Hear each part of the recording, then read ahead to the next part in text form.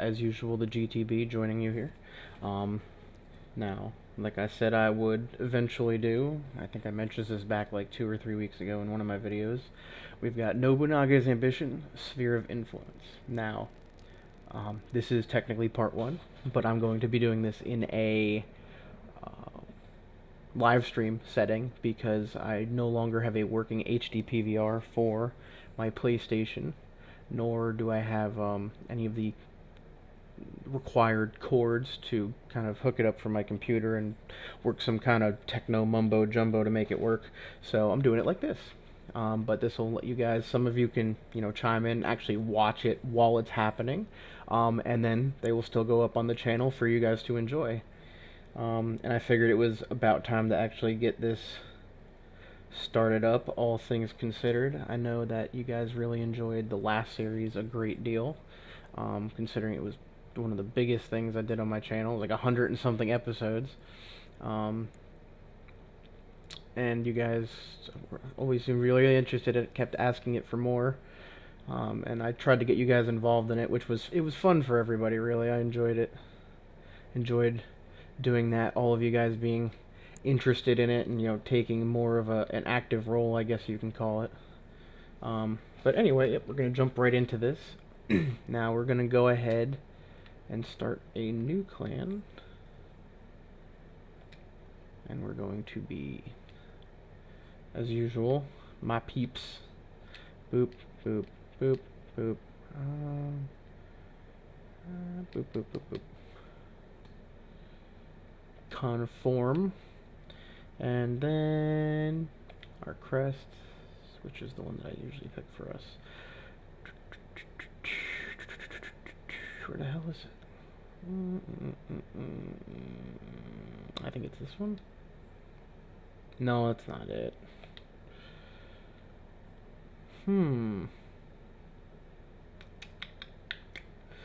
There's always one that I use, and it's been so long since I last played this game, I forgot what the hell it was. Wow, alright.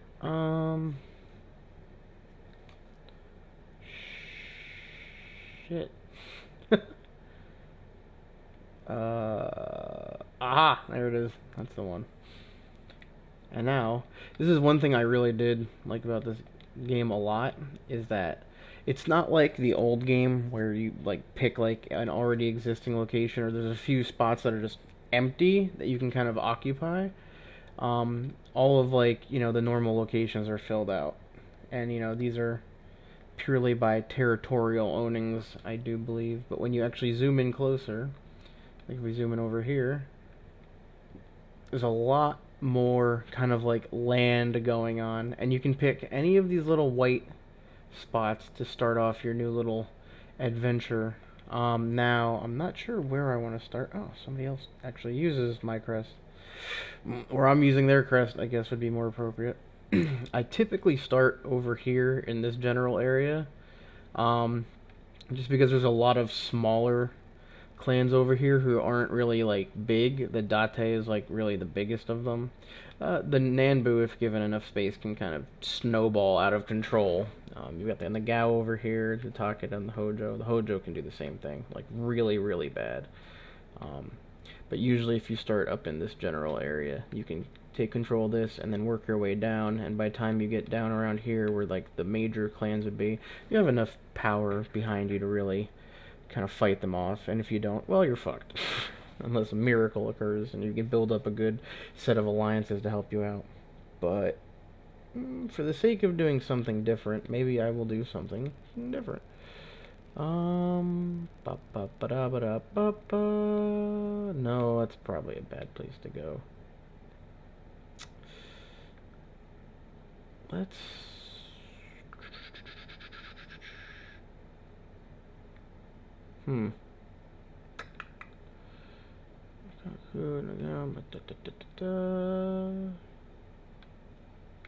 How are you?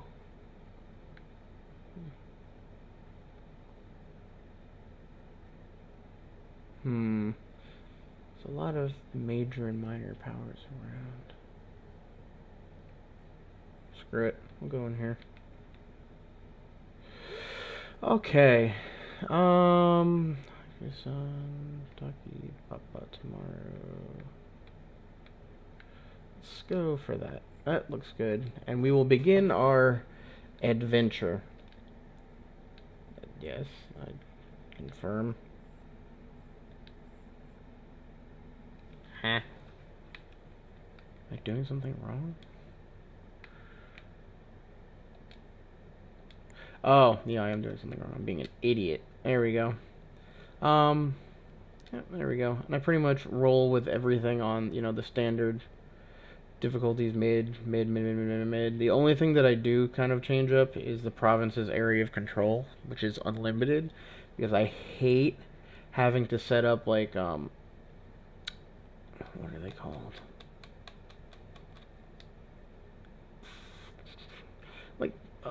Like setting up like a viceroy or something like that for like territories or some crap.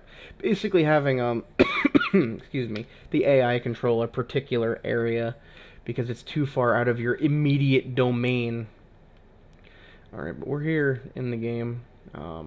Basically, the beginning of it, just like when I did the previous game, is going to be very similar.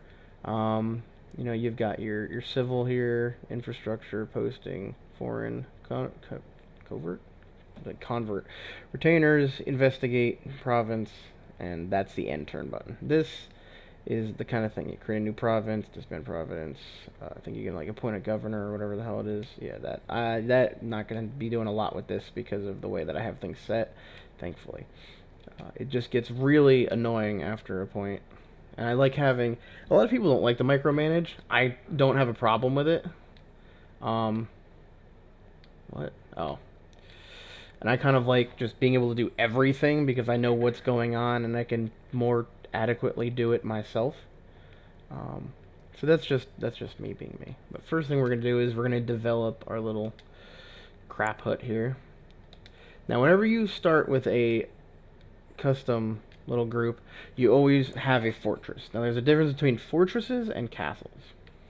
Castles are like castle towns, which can have a lot more people in them. Increase the speed. They're basically just like real like cities that you can have better infrastructure and food and troops and all that kind of crap in. More what's the word I'm looking for? Blah, blah, blah. Our town lacks people. No shit. We just moved in. Wealth and power. Is this the 300 or 450? Yeah. 400 and 350. This is just basic, like, city growing at this point. The game is trying to, like, point you in the right direction as to what you should do. Now, the first two things that I will say you should do are bump up your crops and your crafts, because your crops are what allow you to have more troops, and it also produces more food, which you need food to go to war, because if you don't have food, you can't feed your troops, and if you can't feed your troops, they're going to get upset, and if they get upset, you're going to have a bigger problem on your hands than whatever the hell you were dealing with before. Now, like I said, most of this is just going to be up something next turn, up something next turn, up something next turn. I am now of age. Wow, already having kids. Way to go. Okay, and then same thing. We're gonna up our crops again, actually. Because you'll notice every time I up my crops, that red bar that's covering the conscripts slowly goes away. It's because we have enough food to actually support more troops. Which at the moment, I don't think we have that many. I think we have like 1,000 maybe, if even. 1421, yeah. Now, what was I was explaining something before about Castle Towns Village. Yeah, you can make districts, which castle towns will usually have more districts to kind of develop. Certain ones will be better than others depending on their location, but for the most part, castle towns are always going to be better than fortresses. And then you can use labor to add a facility to that district, which enhances some quality of that district, depending on what you're going to use it for. So you can have something that increases your craft, something that increases or decreases your innovation, which that's a whole nother thing with your troops. Another kid, he's just popping them out. Damn. Just fucking away, apparently. But other than that, I'm trying to think. Each individual character has like or officer has a innovation like opinion or like standpoint, and depending on what your clan's innovation level is, you can be like progressive, neutral, or I can't remember what like the negative one is. Conservative. That's it. That will kind of dictate their like opinion. It can lower or decrease their loyalty. I mean, lower or increase. Wow. It can lower or decrease their loyalty. Oh, so there's no benefit whatsoever. Awesome. But aside from that, conscripts. So yeah, it's not something you have to pay huge attention to. The hell? I pressed the L2 button. Yeah. I usually try to keep my people right in that like middle neutral range because it has a decent ground between the two that you can do stuff with, and that's also where what the hell are they called? Policies, I think. Yeah, policies. Depending on what your innovation is, you can pick different policies. Now, I find that having a neutral innovation gives you the widest spread for what kind of policies you can enact, because it allows you to be both in like the middle and then like the bottom end of progressive and conservative, without losing the neutral ones that you can play with. So I kind of like it in that regard, at least. But everybody has their own playstyle. For the most part, I just kill stuff. I'm really not too big on policies. There's a few ones that I'll enact like early to mid game just because they're beneficial. But other than that, I tend to stay away from them because a lot of the benefits, the deficits don't outweigh the benefits. So I like to just keep things nice and even keel and just kind of just roll through. Yay, money. Like, let's look at the policies a little bit more in depth. Like, region strategies are strengthened. Regents are going to be the people that you put in charge of different provinces that you can create. Something that I will never use, considering. The demerit decreases daimyo's direct control. So if you're somebody who plays with a lot of provinces, then this could be a benefit to you, because the regents that you're going to put in charge of the various areas as you get larger will be able to do a little bit more with what they have. It's less expensive during trades. That's good for trading, I think. Foreign income, blah, blah, blah. That, if you have really loyal officers, can be alright considering the benefits to it. Increase conscript development speed increases. This is basically just a trade-off between fortresses and castles. Not really beneficial because you'll tend to have more fortresses than castles because there's a lot more of them on the map. So I would stay away from that. Craft development speed, gold income slightly decreases. If you have a large income, this can be good for you as well, because craft development is your craft, which provides your income.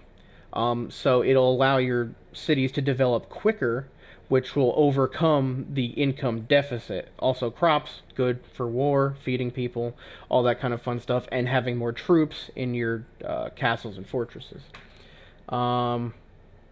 If you can maintain a good popularity, which is kind of like the same thing from the previous games, just, try to not piss people off, that can work well too. Capture officers become easier to deploy. That I don't really care about. If you're usually not going to find yourself in a coalition, because you're usually going to be the person that's going to be coalitioned against. So in that regard, that one's not really worth investing in either. It'll happen occasionally where somebody else might come to power quickly. Like I said, there's a few clans that can snowball. The Hojo can do it. The Shimazu tend to do it, just not as much. Especially if there's not like if you're in the area with them, it makes it harder for a specific clan to snowball because then they have player competition to deal with, which, let's all be honest, a player is going to do better than most AI. Unless you're playing on like uber hard difficulty and you've never played the game before. That would really be the only way. You'll always be a deterrent to a clan doing that. Which, like I said, the Hojo have a really bad tendency of doing that. The Takeda can do that. I've never seen the Nagao/Uesugi do it. Never seen the Date do it. They can get alright, but never like really big. It's mainly just, yeah, the Shimazu and the Hojo. So, yeah. But like I said, this first part is going to be mostly boring. It's really just building up. Oh, there's a fight going on over there. I think the, who's fighting over here, huh?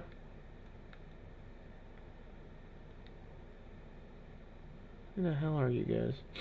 Who's pissing people off over here?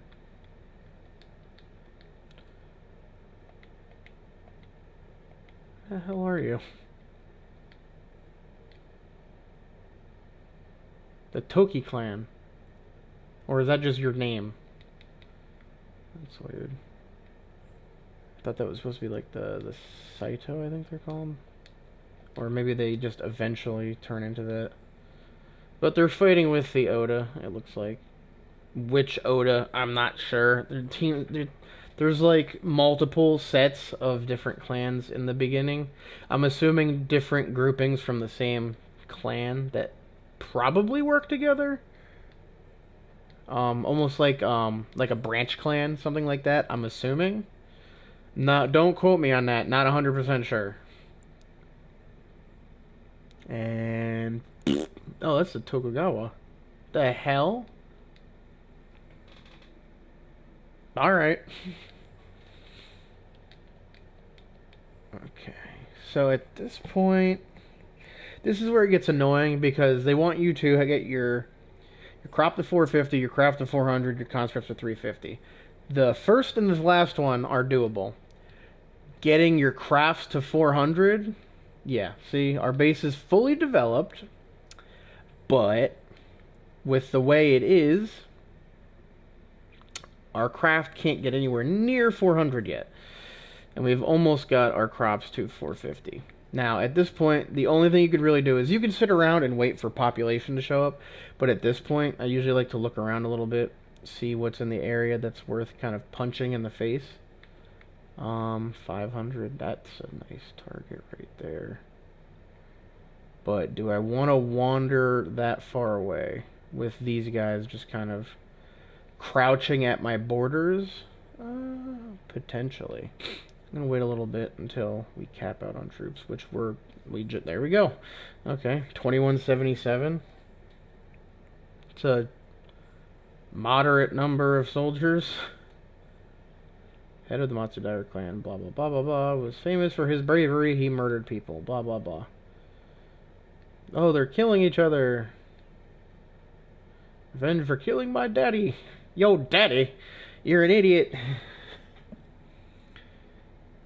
Select the rebellion which caused Matsudaira to be plagued by paranoia. He mistakenly assumed that an incident involving a horse running wild in Kiyoshi's camp had resulted in his father's punishment, and this led him to assassinate Kiyoyasu.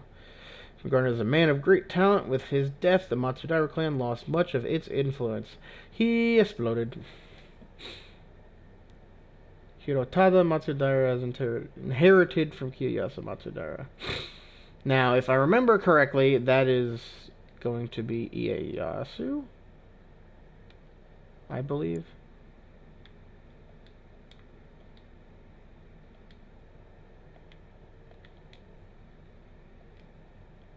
No, I want to see their whole, like, setup.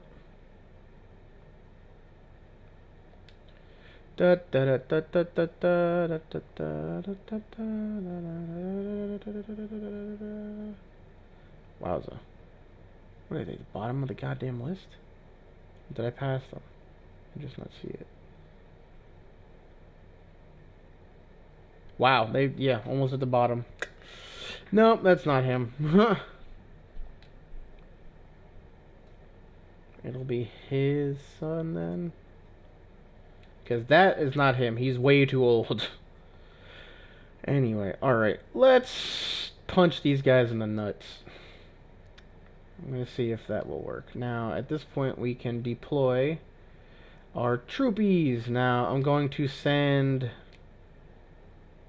You're going to go... You are going to go... And...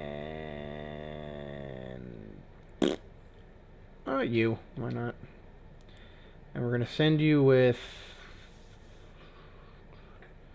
That'll leave, what, 500 to defend? I'll send 1,000. 200 cavalry. Because I don't trust people.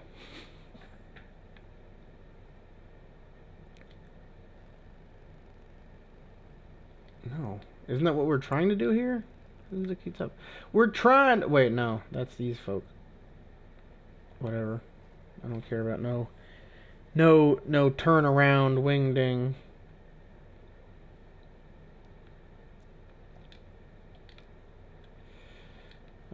Now you'll fight with them. I had a child. Well, my son had a child. Hey.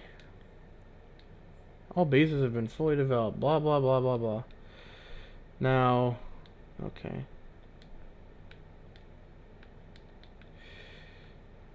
You can continue battle with him. Now, we're not going to be able to take the castle. That is not happening. Yeah, what do we got? We have 609, 80 days of provisions. Come on, hurry up and murder him. There you go. We've got... Yeah, I didn't think so. We don't have enough men to actually take the castle. So what we're going to do is we're going to come back. Because we've fucked their army up big time. So they're going to come back. They're going to recuperate.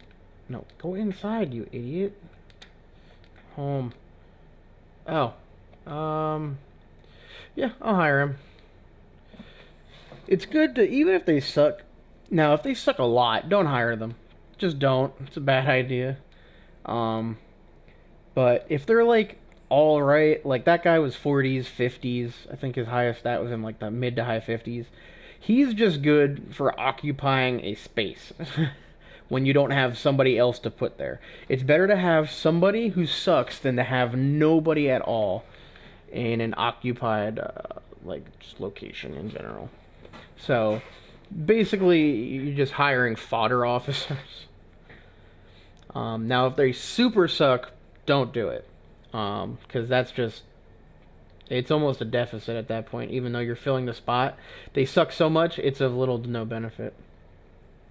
Also, you're taking an officer away from your enemy, which, to be fair, is always a good thing as well. Now, let's see if we can get this to work.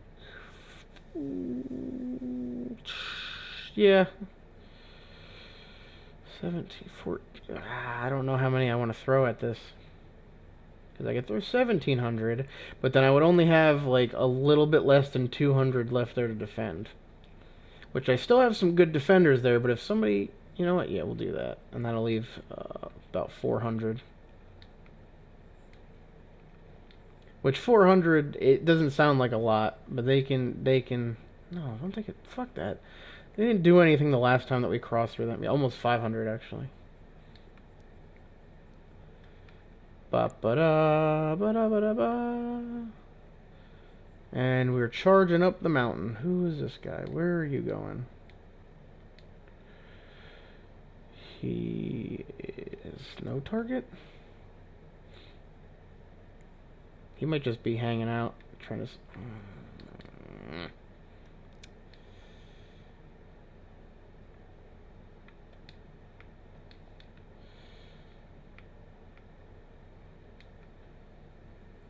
Yeah, they're gonna fight. Because he's in the way. And we're gonna destroy him. Ay. I just want to kill stuff. Who are you? What? Jukani. I don't know what the fuck. I don't know how to pronounce it. Ujitero died mysteriously, which led his two younger brothers who had left to train as Buddhist priests to fight over who would inherit the clan. Yoshizane and Yoshimoto. And we all know, yeah, this fucking clown. He was not as much of a clown as everybody thinks, but he's still kind of... Sesai Taigen, who is super awesome. A fucking genius, apparently. Who advised him in all matters. And because of his help, the two of them achieved success and became awesome until Nobunaga told him to suck a dick. Yeah, go home. Don't fuck with him. Oh, that's something I gotta show you guys as well at some point. You can actually enter into combat with like individual units, and it's mostly just kind of like point and click-ish. Like, you know, you go over here and kill them, you go over here and kill them. In the end of the day, you know, numbers are going to dictate the wide majority of it, but it adds an element of strategy to it, because even with superior numbers, you can fuck it up if you don't do things the right way. But it's very hard to, so you have to be a complete idiot for the most part. Okay, let's try this again. This time I'm going to send a full regiment of 2,000 at them, because... you know, I'm not leaving a lot to defend, but if I don't take a castle, I'm not going to make any progress ever. And this is going to be my best opportunity, since they have few soldiers actually holding the fortress. Oh, wow, that was so unexpected that you killed him so quick. Wow, really? Huh. Oh, I forgot you could do that. Storm. Yeah, that'll make it happen without having to kind of like siege the castle out. Now how are we looking here? Okay, we've got about 1,600. Yeah, they will definitely fall. No doubt. Really? Okay, so you guys want to play games now, huh? I'll take them out. Finish bombarding the castle to bits. 1,100. Come on.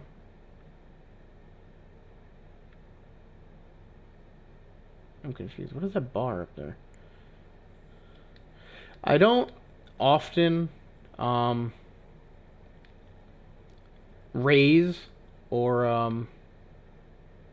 hey, there we go. It's yeah, okay, you guys can take up residence here. But I don't often raise or storm a castle. Captive. You don't want to get hired. And I'm like super merciful. I can't kill people because I don't even know. It's not my way. We don't kill people. This is rude. But yeah. Alright, so now we have another castle here at our disposal. So once the combat phase here ends, we can start developing on that, and we can actually start our conquest in earnest now that we have a moderate number of troops at our disposal. Because, like I said, when you start off with just one thing, it's very annoying. Because you can't really appropriately siege a location. There we go. And you have to do like what I did there and kind of just storm it. And if you don't have enough troops, that's not going to work because you lose troops while you're storming it. And if you raise it, you run the risk of damaging the stuff inside it as well. It's less troop intensive, but I like to keep the infrastructure mostly intact. So that's a good way of doing it. Now, what I just did there was every time that you get a new territory, you can survey the area, which searches for, like it says, mines, hidden paths, and resources in the territory. Always do it. It's always a good idea, because if you can find like a gold mine, a silver mine, something like that, it can increase the income of the area. Which, money is always very important until you have a super stable income. Oh, now we're near a tribe. I can show you guys what this is too. you can appease local tribes in the area. So right now we've got the Masugi tribe and the Iga tribe. Now, if you hold more influence over them than any other clan in the area, they will help you in a fight. So, like, if you get engaged in combat with somebody, they'll send X amount of troops. It's usually not a lot, like maybe 1,500, 2,000, 3,000 tops, but it's something that can help. And when you get them to 100%, which can only happen when you're the only influence in the area, you can actually make them merge into one of your local castles or fortresses, increasing the population there, which is always good, because more population means more everything, really. It allows you to upgrade your buildings so that you can get more out of them. So that's also very beneficial. There's a lot of like little intricate pieces of the game that all kind of work together as little cogs that make your little empire kind of run properly. But it's been about a half an hour now, so I'm gonna go ahead and stop this here. Any of you who have actually joined on the live stream, I've gotten rid of the little side panel here so you guys can see the full screen for this. I don't really consider it too necessary when I'm doing Destiny because it's just killing things, really. This is more, there's not a lot of action per se, but there's things that are going on that are more, I guess, technical, you can call them. And I kind of want you guys to see everything that I'm doing. And it also helps me to be able to see the full screen too. So if something's getting murdered over here, I can kind of notice it a little bit more. But yeah, there's that. So anyway, like I said, I'm going to cut this here. So like usual, if you guys enjoyed the video, feel free to dump a like down there and throw a comment in there. Let me know what you're thinking of it thus far. We're not really too far into it, not a lot going on. This is just the startup phases, but now that we've got Nagano Castle over here, we can really start to work towards building ourselves up more. These guys will probably be the first ones that we'll take out. Toba Castle, Matsushiga, and Kiriyama. After that, we'll probably finish off these guys here, Kamiyama, and just have this kind of, I don't even know, like a peninsula bay area-ish. From there, honestly not sure where we'll go. We might go for the Rokaku here and then kind of work inland. Eventually we're going to have to contend with the Oda and the Tokugawa and all these guys over here. But that's something that'll happen over time. For now, start small, work one step at a time, which is going to be killing all of these guys in this big L shape. But yeah, like I said, go ahead, leave a like, leave a comment. Mostly comments. I like hearing from you guys. Always fun, and I always appreciate the support. It's, just great to know that you guys are there and you guys actually do, enjoy what I'm doing here. So, that's always fun. And if you guys really enjoy the material, you can go ahead and hit that subscribe button. You can also hit the notification button up there. Let you know whenever I got anything new going on, like these live streams that are happening right now. That'll let you guys keep up to date with anything new that I do pretty much, because there will be a lot more of these coming, because I know this is a game that a lot of people have been waiting for, and this is something that I've wanted to do for a while as well. So I will be doing a lot of live streaming, since that's my only current way of getting this out to you guys. So that notification button will keep you guys privy to whenever I'm doing a live stream of this. But like I said before, you can always watch the video of it after the live stream's ended, because it will go whoop right up onto my YouTube channel, and you guys can enjoy that. But for the time being, you guys keep being the awesome people you are, do what you do. I'll keep doing what I do for you guys, and I will see all of you in the next video. Later.